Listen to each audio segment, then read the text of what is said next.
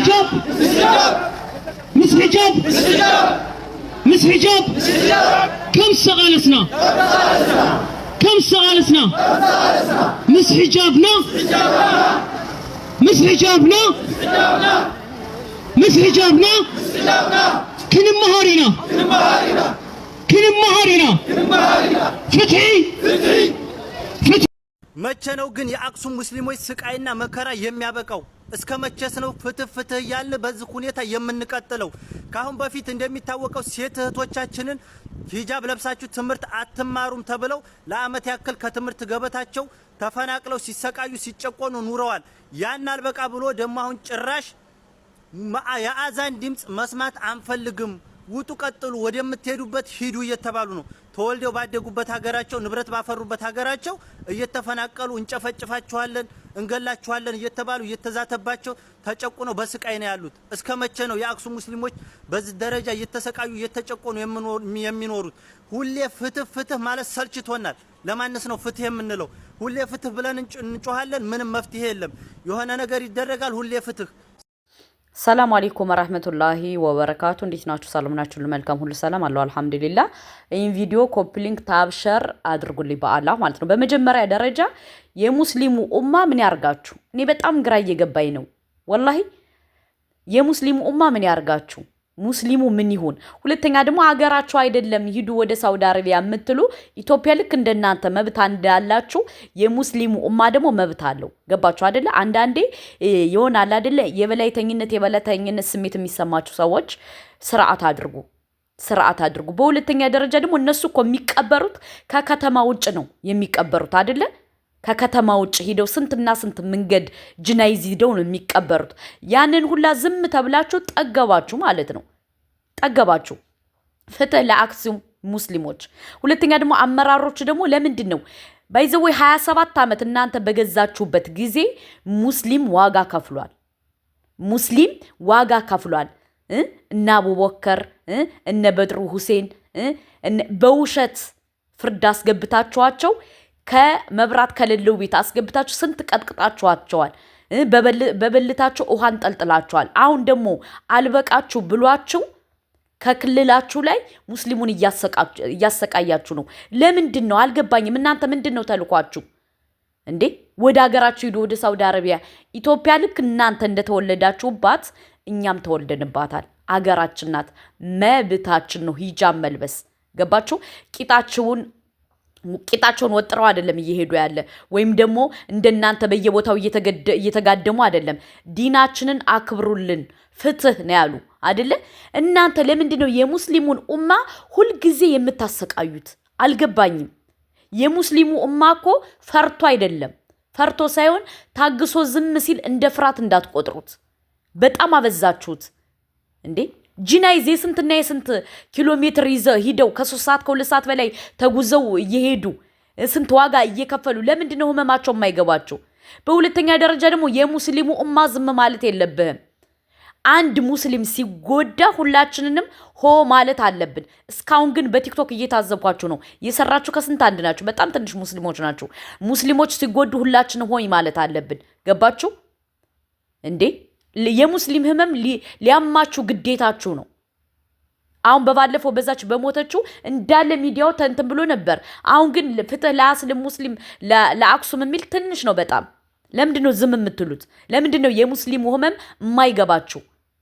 አስባችሁታል? ሁልጊዜ ሙስሊም እንደተሰቃየ ኢትዮጵያ ላይ ወላሂ በጣም ነው የሚደብረው። በሁለተኛ ደረጃ ደግሞ ሙስሊሙ በቃ ማንቀጥቀጥ አለበት ሶሻል ሚዲያውን።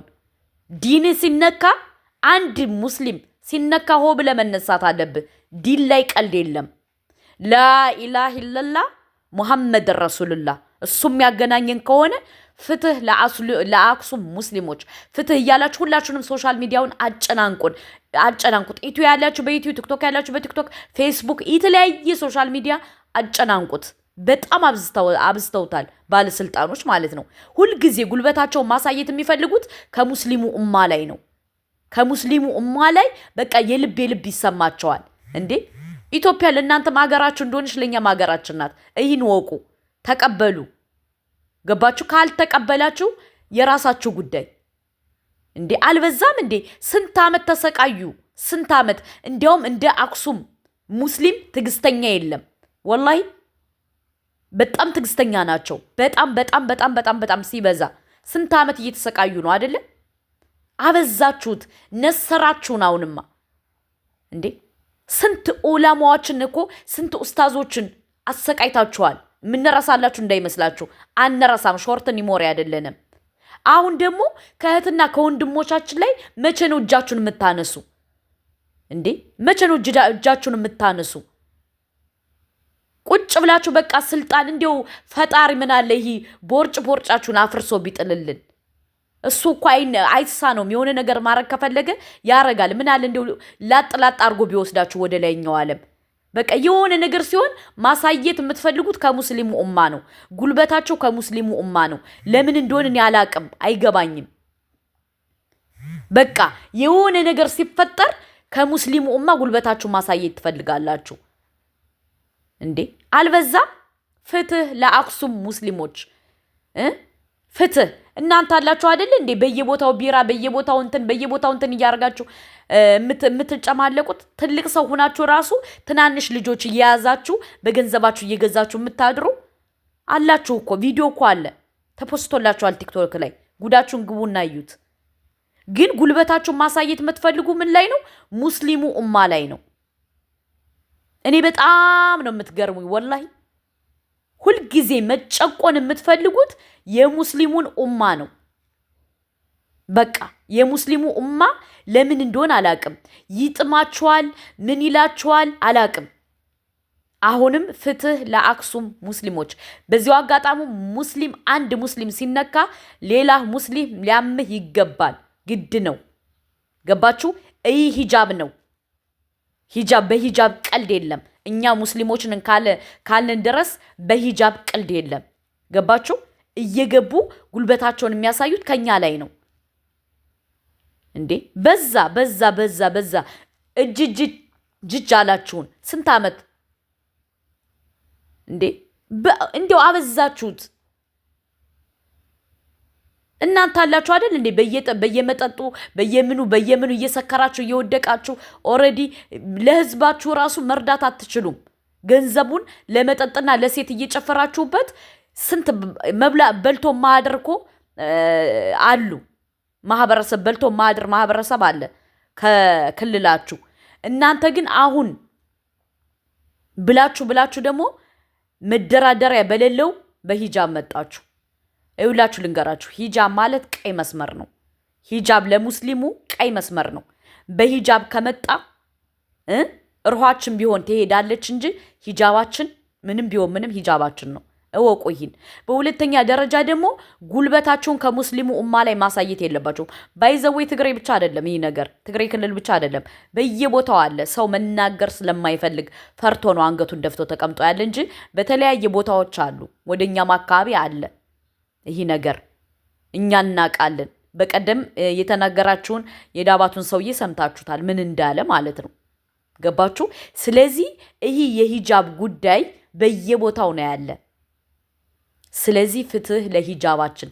ሂጃባችን ቀይ መስመራችን ናት። ያጀማ እየመጣችሁ አትበጥረቁ። በሁለተኛ ደረጃ ደግሞ 27 ዓመት ሙስሊሙን ኡማ አሰቃይታችኋል።